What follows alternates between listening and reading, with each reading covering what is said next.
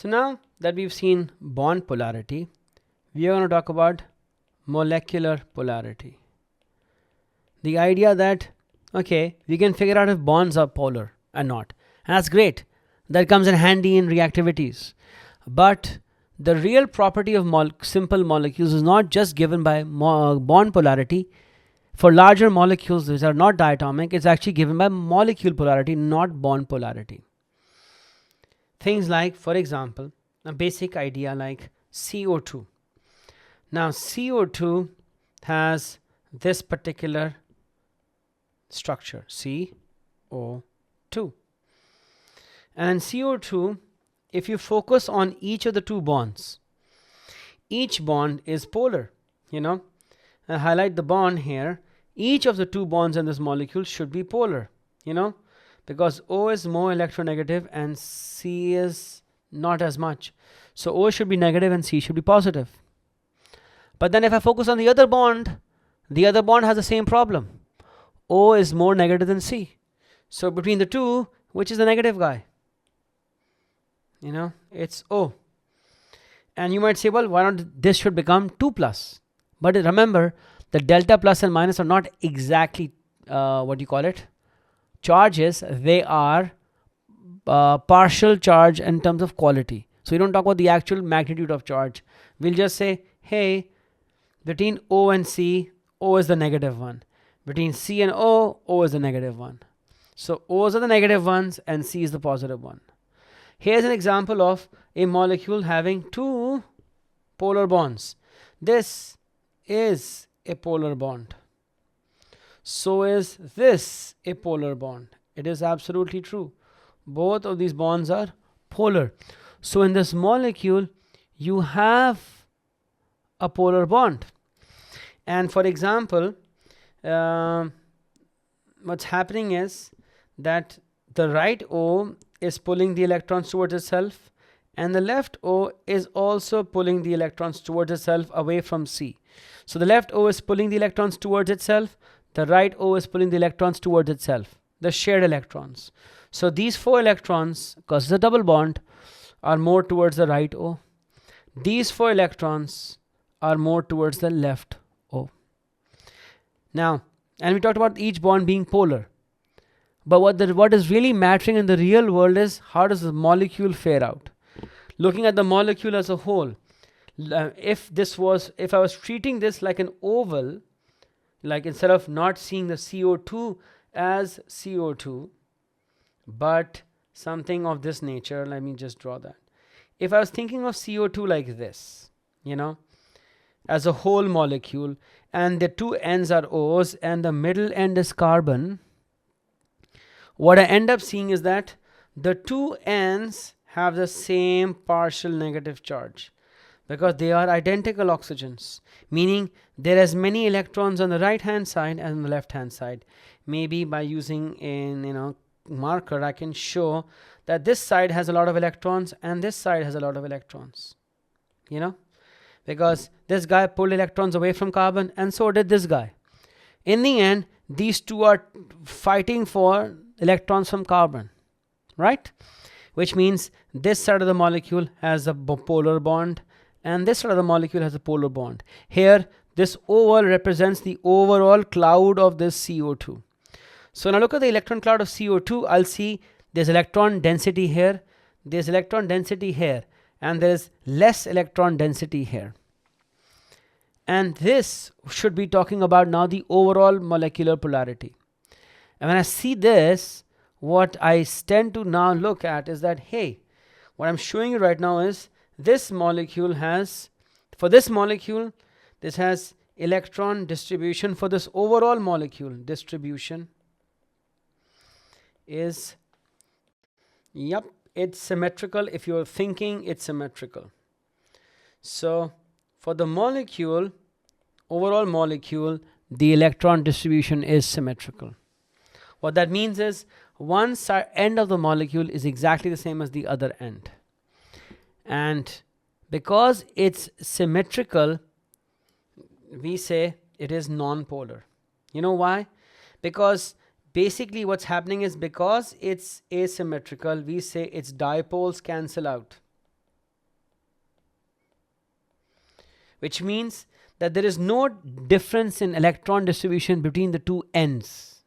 That's what it means by cancelling out, which means it has what we technically say this has no overall dipole. Now I need some space, so I'll just scroll right here. This has no overall dipole. Okay, which means this is a non-polar molecule. All right. Yep, that's what's happening here. Let me show you some more examples of this, by the way. I'll give you another molecule. If you remember AlCl3 or even BF3, if you take BF3 or AlCl3, it has 3 single bonds. So let me make BF3 right here. Quick pause.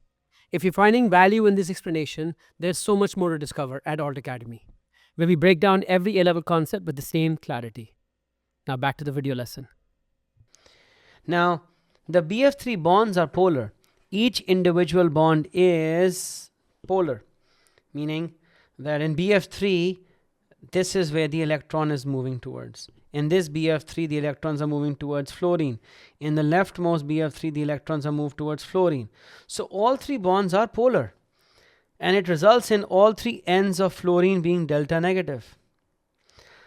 But they are all identical elements, so they all have identical amounts of charge.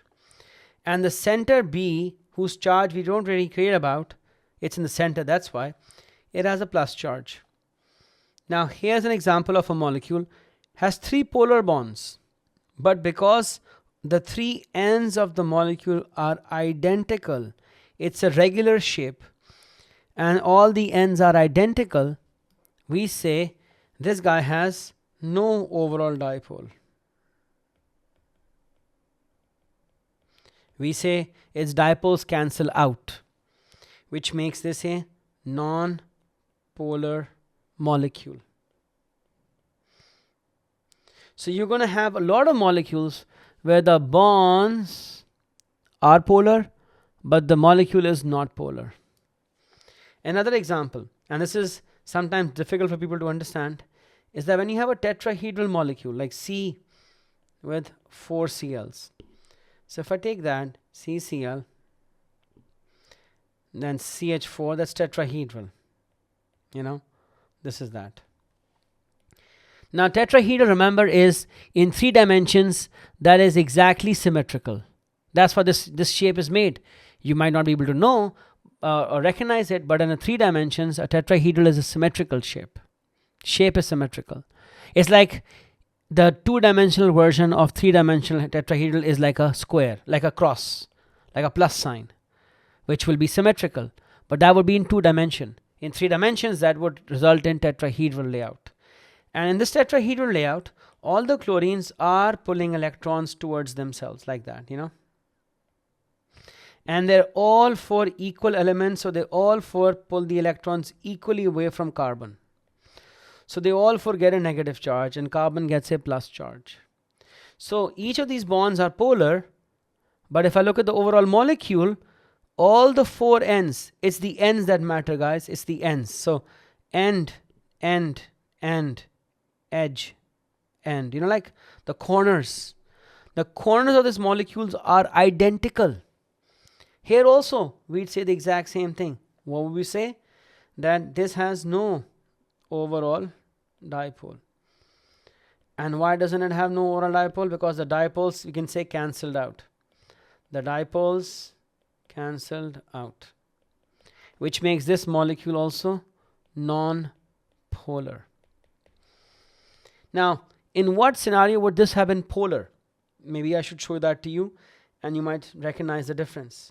In the scenario that if instead of CCl4 is still tetrahedral, but the 4 ends are not the same. Let's say 3 of the 4 ends are chlorine and 1 end is, let's say, hydrogen. You know? And so when I look at this molecule, it seems like, hey, the same shape, but there's one difference. One of the 4 corners is not the same electronegative element. So yes, the 3 chlorines are pulling the electrons towards themselves, and which will result in the 3 chlorines being negative. But this 4th hydrogen is not going to be negative. It will be less negative than these guys. So it's going to give away electrons. It's not electronegative. So in addition to carbon, even this hydrogen will be positive, because relative to chlorine, hydrogen is less electronegative. Here the 4 chlorines were the same element, so they were equally electronegative. Here the electrons tend to go down towards chlorine and away from hydrogen. So here there is a push of electron downwards. Overall, you could say for this molecule, the electrons are being pushed downwards. This represents the overall dipole of the molecule. This is the overall dipole of this molecule. So the right hand molecule, which is CHCl3, that fellow is what we call, it has an overall dipole. And if something has an overall dipole, we say it is an asymmetrical electron cloud distribution, which means it is a polar molecule. And for us, it's important to identify polar molecules versus non-polar molecules, because the properties will differ because they're polar versus non-polar. So here is, this molecule is polar versus these guys that are non-polar. Now, just to throw in a bit of a wrench also, if somebody said, okay, what if instead of H, I'd have an F? Yeah? So Cl, Cl, Cl are there, but now I have another electronegative element, that is F, which is in fact more electronegative than the 3 Cls, right? So now when even the bonds are electronegative, but as far as the overall molecule is concerned, which end is the most electronegative? In these cases, the bottom 3 were more electronegative than the top. Here, the top 1 guy is individually more electronegative than any of the 3 other corners. And remember, these are 4 exactly identical corners. It's not like the top is equal to the bottom 3. They're all 4 identical corners. Just one happens to have fluorine, the other 3 chlorine. So between these guys, since fluorine is in fact the most electronegative element, it'll tend to pull electrons the most towards itself, even away from chlorine, even if there are 3 chlorines, because each chlorine is independent of the other chlorine. And in the right hand molecule, what you will see is that the dipoles will actually point upwards. That's what the dipole will look like. Okay, like that. And the top of the molecule will in fact be negative, while relative to fluorine, chlorines would have to be positive, because chlorines are less electronegative than fluorine is. So these 2 molecules are polar. The direction of the polarity changes. The more electronegative element in the left case is chlorine, but the more electronegative on the right case is on fluorine. But both of these molecules have an overall dipole. They are asymmetrical, and therefore they are polar molecules, while the molecule on the left is non-polar. And what you realize is most important is not that where is the dipole, but which molecule is polar, which is not, because that'll have more real world implications. So it's important for us to know that these 2 guys will be polar, while this guy will be non-polar. Hey there, if you found this A-level chemistry lesson helpful, why don't you head over to our website, altacademy.org, where you can sign up for the full A-level chemistry course. In addition to chemistry, you can sign up for physics, biology, math, or 4 other A-level subjects. Thousands of students have already taken the leap. What are you waiting for?